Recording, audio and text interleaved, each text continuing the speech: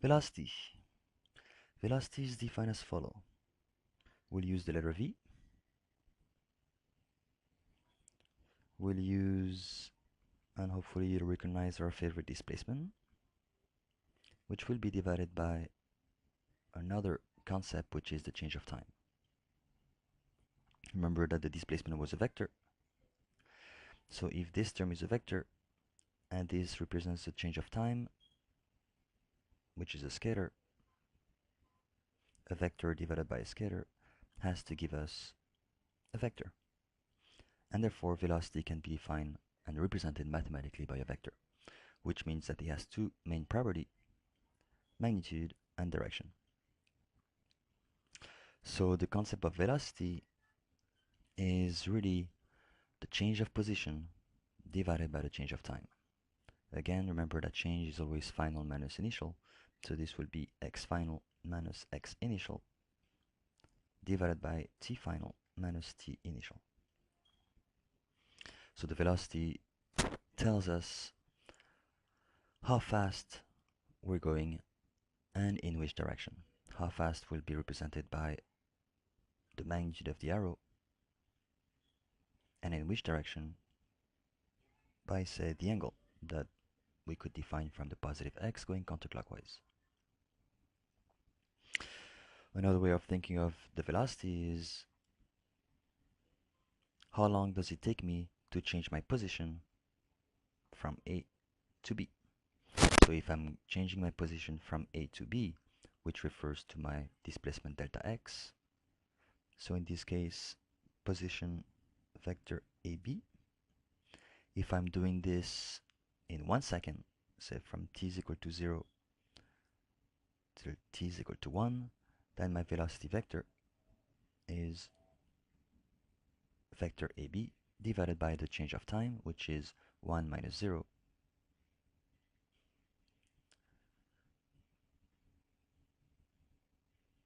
And this will refer to my velocity vector. Now in physics, we will have to consider units. So let's consider position in meters. So let's assume that we pick a coordinate system center at A. Therefore, my position at A is 0. My position at B says 3. So my change of position will be 3 minus 0. This will be expressed in meters. I'm going to divide this by a change of time, which is 1 second minus 0 second. Therefore, the units for velocity will be meters per second.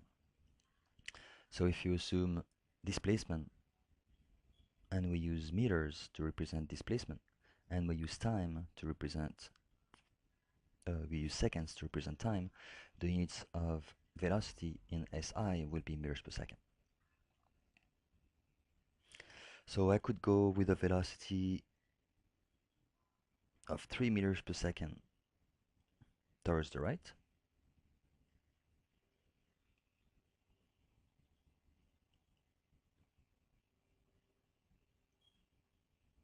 along my x coordinate, and then I could turn around and go with the velocity of minus 3 meters per second towards the left.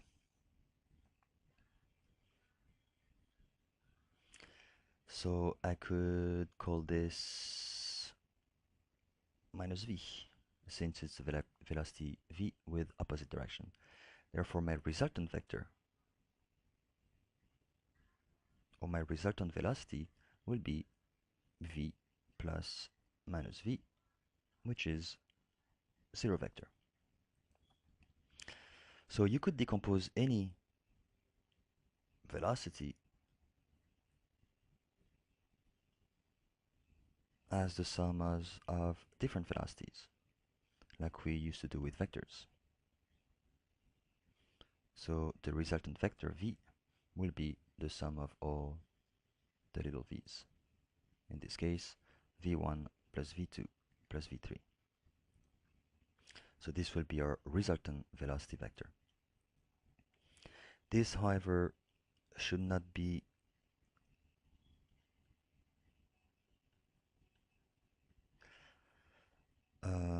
thought of as the average velocity.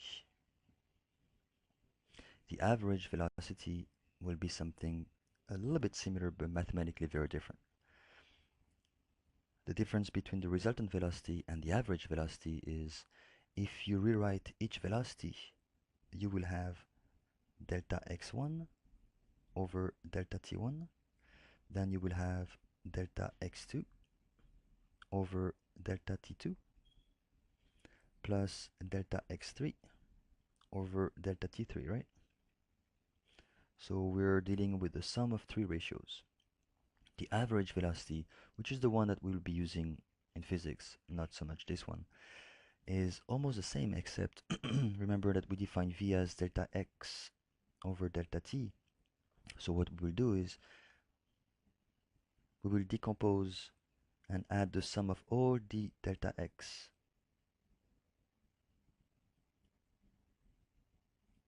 and keep them together. Same for for t.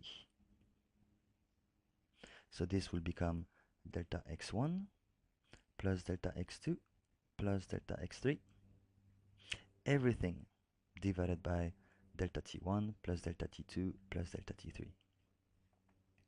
So this is very different from this. So we have to be careful whenever we travel, say, with a particular velocity for a certain amount of time, then we travel with a different velocity in other direction, then a third one, v3, and we would like to calculate the average velocity from this time to this time via this one, via, oh, let's use B, C, D. Then the average velocity will be the sum of all the displacement divided by the sum of all the change of time, which will be, in this case, position vector AC plus position vector CD plus position vector DB divided by the time it took to change my position from A to B, which I will call, alright, TC minus TA, plus the time it took to displace myself from position C to position D. This will be TD minus TC, plus the time it took for me to displace myself from position D to position B, sorry. So that would be TB, which is the final, minus TD. And I need to make sure that I keep everybody on the same ratio. So this is what we define as average velocity. Let's see how this can be represented graphically. Let's go back to the definition. V is equal to dx dt. What I will do for simplicity is I will work in one dimension, and I will choose my coordinate system so that it starts at my initial position. So at x initial, this is going to be my x is equal to 0. And at this particular position is when I will start my counter. Therefore, I will decide to choose t is equal to 0 and x is equal to 0 at the initial position and initial time. Which means that I can simplify this as x final minus x initial over t final minus t initial as x final over t final. And so I can drop the subscript. And since I'm dealing in one dimension and I'm going to go in one direction, for now I'm going to drop the vector and only consider the scalar version. So let's look at x is equal to v is equal to x over t. I'm going to multiply both sides by t. So I can write this as x is equal to vt.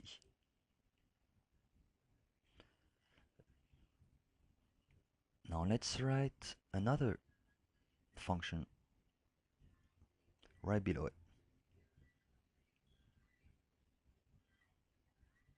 what can you see? We can see that this definition of the velocity can be represented by nothing else than our favorite line equation. If we associate the y-coordinate axis with my variable x,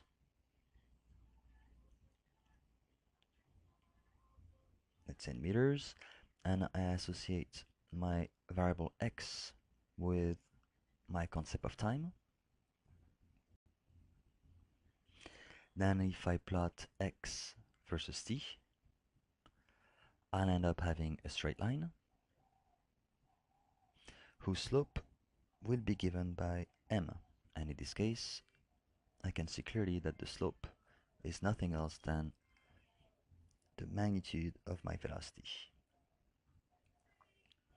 which we will define as speed. So if I see a line going through the origin, I know that this refers to x is equal to vt, and the slope will be the speed. So whenever you see a graph x versus t, you can obtain the velocity or the speed from that graph simply by calculating the slope, which we know how to do. We just take the change of the y divided by the change of the x. So slope is the change of y divided by change of x. Now let's look at this. V, which represents our slope, is equal to xt, x final, x initial, t final, t initial. We can rewrite this as delta x over delta t, exactly the same thing.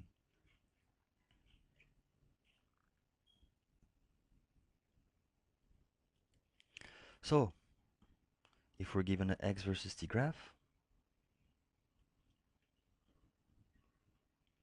and we see this, we know that we started at the origin, that we ended up at this particular position. We did this in this period of time.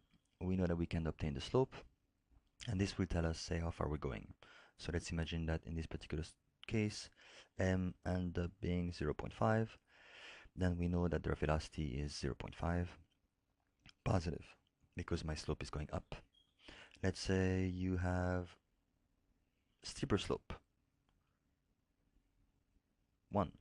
Then you know that the velocity has a magnitude of 1, therefore the speed is equal to 1, and you're going in the positive direction because the slope is positive. So as the slope gets bigger and bigger and bigger, you know that the speed or the velocity magnitude gets bigger and bigger. As the slope gets smaller and smaller, you know that you're slowing down. We can look at the limiting case where the slope is along the x-axis. This is telling you that the slope m is equal to 0, therefore the velocity is also equal to 0, which means that from time 1 to time 2, you haven't changed your displacement, and therefore the velocity is 0. If now the slope keeps going down, again, the magnitude of the slope will give you the speed, but now the slope is going down, therefore it's negative, and this negative sign is telling you that now you're moving backwards. You're going from a position initial to a position final, which is, in this particular case, if this is 0, this is xi, say, minus 1 meter, and you're going to a new position, x final, which is, let's say, minus 3. Therefore, you're going towards the left. So whenever you go towards the left, you expect the slope to be negative. Whenever you're going towards the right or in the positive direction, you expect the slope to be positive. If the slope is horizontal, then your velocity magnitude is 0.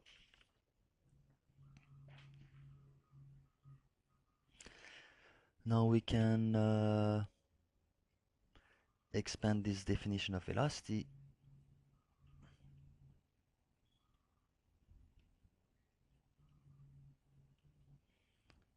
by looking at smaller interval. For example, if this is x versus t graph,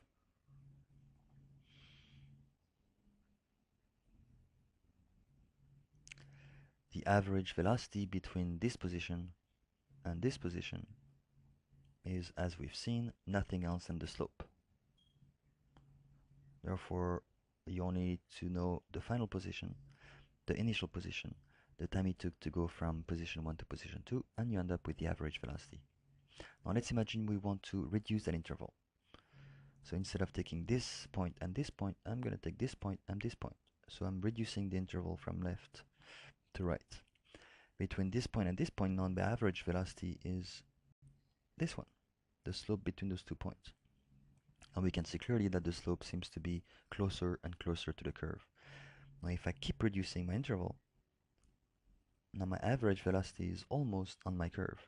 If you keep doing this, you will end up with a single point, and your average velocity will end up being the tangent at that particular point. Mathematically, what we're doing is we're taking the limit as delta t goes to 0 of delta x over delta t, and we end up with what we call the instantaneous velocity, which is defined also as dx dt. This will give us the velocity vector at a particular instant in time. And we obtain this by just taking the limit of the average velocity as delta t goes to 0.